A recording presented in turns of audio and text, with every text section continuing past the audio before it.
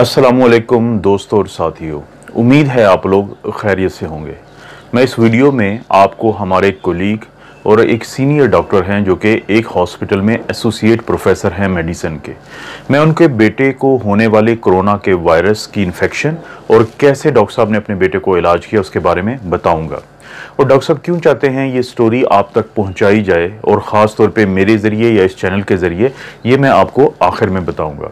उनके बेटे की उम्र 18 साल है और आज से 3 हफ्ते पहले सबसे पहले उनके बेटे को एक कंडीशन हम मेडिकल में कहते हैं जिसको मलेज़ ये होता है कि आपका दिल उकता जाता है, आपको थकावट महसूस होती है, कुछ करने को आपका दिल नहीं चाहता और भूख भी आपको बहुत कम लगती है। तो सबसे पहले 3 हफ्ते पहले 18 साल के उनके बच्चे को ये कैफियत हुई। उससे अगले दिन उसको बुखार हुआ जिसकी जो टेम्परेचर है 100.4 से ज़्यादा था और साथ ही खुश्क खांसी हुई।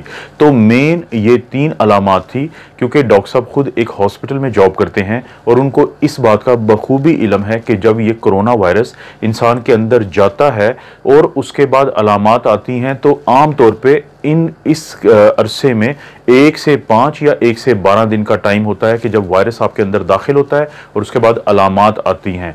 और जो पीसीआर टेस्ट है वो इंसान का वायरस के जिस्म में दाखिल होने के अगले दिन बाद पॉजिटिव आ जाता है अगर वायरस मौजूद हो।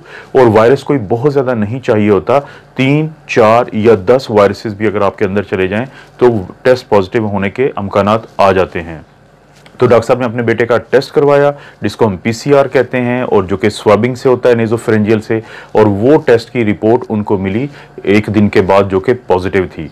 उन्होंने अपनी फैमिली को बाकी बच्चों को इस वायरस से बचाने के लिए और अपने बेटे को इंतहाई अच्छे तरीके से इलाज करने के लिए सबसे बड़ा ये फैसला किया क्योंकि उनके बेटे की सांस की खराबी नहीं थी, सिर्फ बुखार था, जिस्म में दर्द था, थकावट थी और साथ खुश्क खांसी थी। तो उन्होंने ये फैसला किया कि वो बेटे को घर में ही इलाज करेंगे और हॉस्पिटल नहीं दाखिल करवाएंगे। इसकी भी एक बहुत बड़ी वजह है जो आखिर में उनका पैगाम आपके लिए है उसमें शामिल होगी। पहले दिन के जैसे ही टेस्ट पॉजिटिव आया तो उन्होंने अपने बेटे को एक दूसरे कमरे में जिसमें कोई और नहीं जा सकता था सेल्फ आइसोलेट कर दिया। यानी उस बच्चे को समझा के, बेटे को समझा के, पूरी फैमिली के मशवरे के साथ एक कमरा मखसूस कर दिया गया जिसमें उनका बेटा रहना शुरू हो गया। और खुशकिस्मती से उसी कमरे के साथ क्योंकि अटैच्ड वॉशरूम था तो उनकी ये मसला भी हल हो गया क्योंकि ये बहुत ज़रूरी था कि वो मरीज़ जिसको आइसोलेट किया गया है वो वॉशरूम इस्तेमाल ना करे जो बाकी लोग इस्तेमाल कर रहे हैं। उन्होंने अपने बेटे को बुखार के लिए पैनाडोल दिया और खांसी के लिए उन्होंने एक सिरप, अगरचे आप कोई भी दे सकते हैं लेकिन उन्होंने सिरप रोंडेक का 1.5 से 2 चम्मच वो दिन में 3 बार देते थे। साथ उन्होंने क्योंकि जिस्म में दर्दों के लिए भी वही पैनाडोल था जो कि बुखार के लिए है, उसके अलावा वो अपने बेटे को सुबह शाम वो कहवा देते थे जो कि बुनियादी तौर पे अदरक से, लेमन से और हनी से बना हुआ होता था। सुबह शाम वो बच्चा नीम गर्म पानी में नमक डाल के गार्गल्स करता था क्योंकि गले में हल्की सी खराश थी।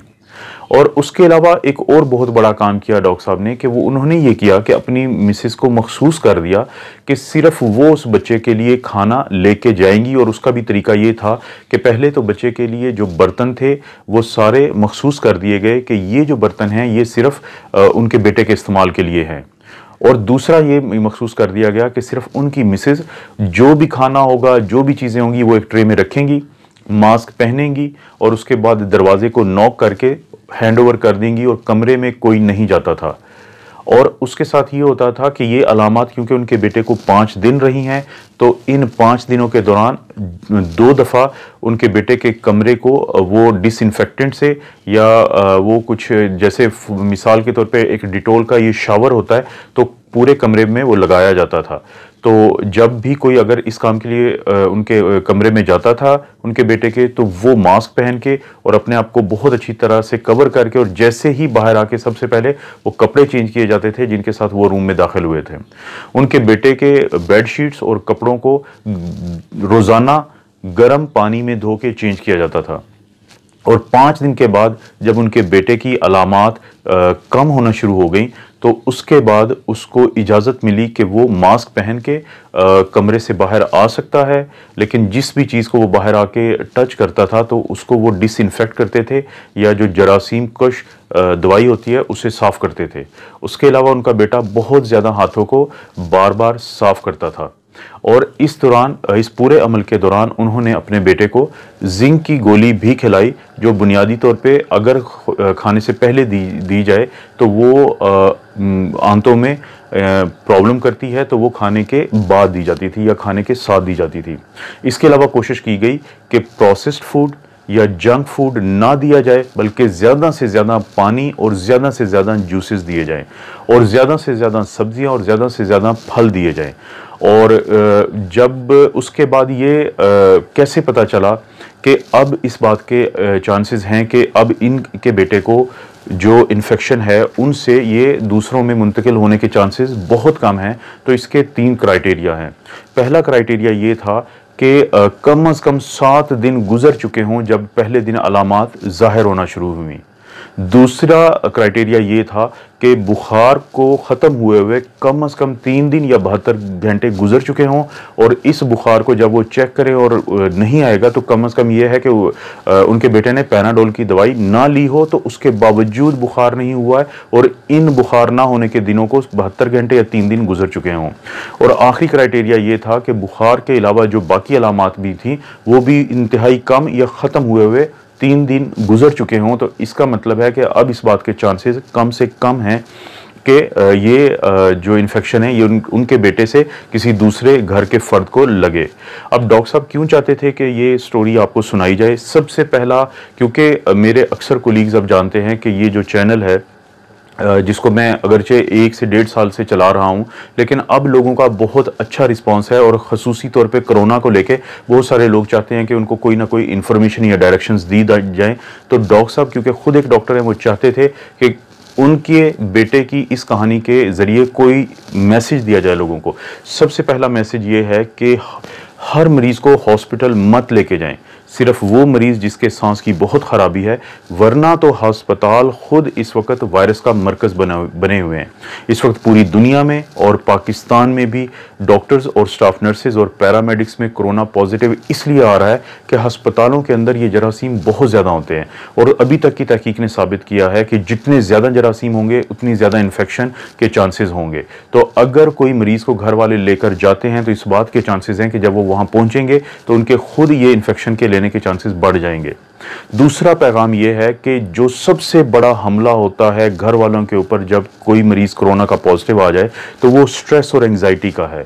और उसमें डॉक्टर साहब का ये कहना है कि जब भी आप स्ट्रेस में जाते हैं तो आप लंबे लंबे सांस लें, तो इससे आपके स्ट्रेस को बहुत हद तक रिलीफ मिलता है। और उनका खसूसी पैगाम ये है कि अगर आप बहुत ज़्यादा न्यूज़ चैनल देखेंगे तो ये चीज़ आपको बहुत परेशान करेगी, क्योंकि आपके घर में एक मरीज़ है जिसको कोरोना है और आपका टीवी अगर सामने चल रहा है तो वो सिर्फ ये बता रहा है कि कोरोना के इतने मरीज मर गए हैं। तो ये साइकोलॉजिकली बहुत नेगेटिव होता है। ये आपके मोरल को, ये आपकी एक लड़ने की हिम्मत को या आपकी कुव्वत इरादी को बहुत कम कर सकता है। तो वो कोई भी घर जिसमें कोरोना का मरीज हो तो वो कोशिश करें कि न्यूज़ चैनल को बिल्कुल मत चलाएं। दूसरा, उन्होंने अपने बेटे को इस बात की इजाज़त दी थी कि जब वो रूम में है, जब वो सेल्फ आइसोलेशन में है, जब वो ना बाहर आ रहा है ना कोई अंदर कमरे में जा रहा है बहुत ज़्यादा, तो वो वहाँ पे बैठ के चाहे अपना कंप्यूटर यूज़ करे, वो अपना मोबाइल यूज़ करे। सोशल इंटरेक्शन को उस शख्स के लिए जो सेल्फ आइसोलेटेड है या कमरे में अपने आप को साइड पे किया हुआ है, तो उसको इजाज़त दें कि वो ज़्यादा से ज़्यादा ये चीज़ें यूज़ करे न्यूज़ के अलावा, ताकि वो रिलैक्स रहे लोगों से। सोशल इंटरेक्शन ज़रूरी है, फिज़िकल इंटरेक्शन आप ख़त्म कर देते हैं। तो मुझे उम्मीद है डॉक्टर साहब के बेटे की इस मिसाल से आपको किसी हद तक कोई पैगाम मिला होगा कि घर में मौजूद कोरोना के मरीजों को कैसे आप इलाज कर सकते हैं और कैसे अपने घर के बाकी अफराद को इस बीमारी के फैलाव से बचाना है। आप उम्मीद रखें कि बहुत जल्द सब कुछ इंशाल्लाह ठीक हो जाएगा। अल्लाह ताला आपको और आपकी फैमिली को महफूज रखे। अपना और अपनी फैमिली का ख्याल रखें।